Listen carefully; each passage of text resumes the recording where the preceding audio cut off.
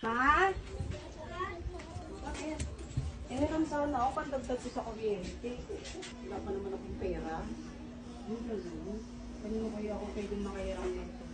Ay, try ko na lang kay Ate Eng. Oo, baka daw meron. Sige ma, thank you ma. Sensya ka na. Oo, sige ma, thank you. Eng?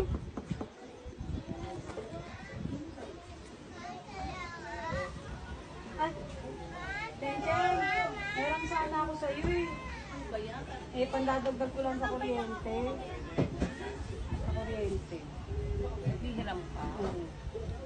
Naku eh. Gusto ko sana. Eh kaya lang, sabi ni Pei, hindi ka naman marunong magbayad. Ha? Oo. Sinabi niya yun? Oo, sabi niya. Eh, kasi may pera sana ako dyan eh. Pang-grocery ko na lang sana. Eh, yun nga, sabi naman ni Pei, huwag ka raw uutangin.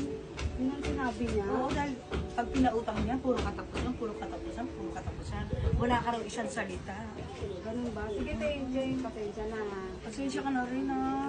Salamat. Sige, try ko na lang kay Maring Jen. Oh, sige. Thank you. Mars? Ano yan, Mars? Mars, ano eh? Baka may extra ka dyan kasi kulang yung pambayad ko sa kuryente. Naku, Mars, wala rin akong extra ngayon.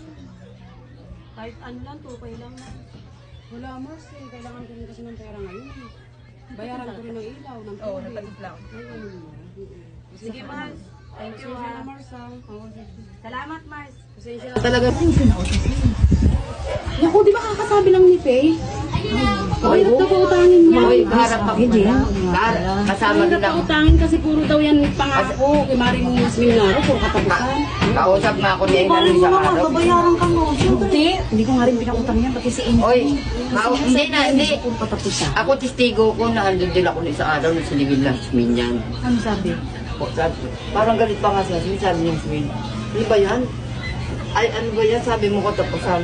Alam mo pa sabi Puro niya. nga rin katapusan. Eh, katapusan. Saka ano, Jen? Katapusan pa sa Ay, akin. Hansel. ko. Eh, Hindi sige, ka sa- parang masasabing buhay mo. Pero mali mo, magkaroon ng biglang ano, di man bayaran naman din kayo.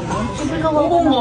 Dapat pinahiram niyo rin si Ena. Kahit sabi nga, puro katapusan sila marunong mahibayad. Hindi Maring Hasmin nga, hindi makabayad eh. Makabayad, di paano mo pahiram yun? Di ba? Bakit magsasabihin mo ng Katapusan na katapusan, hindi naman nagbabayad yung katapusan. katapusan yata ng mundo? Katapusan na? Ano ba katapos mo na mundo? Ikaw ba papayag ka katapusan ng katapusan? Eh, wala naman ako mapapautang sa kanya. Kaya nga ako, kaya wala akong ikaw yan. Gusto mo, ikaw magpa Welcome to Mommy and Let's Vlog.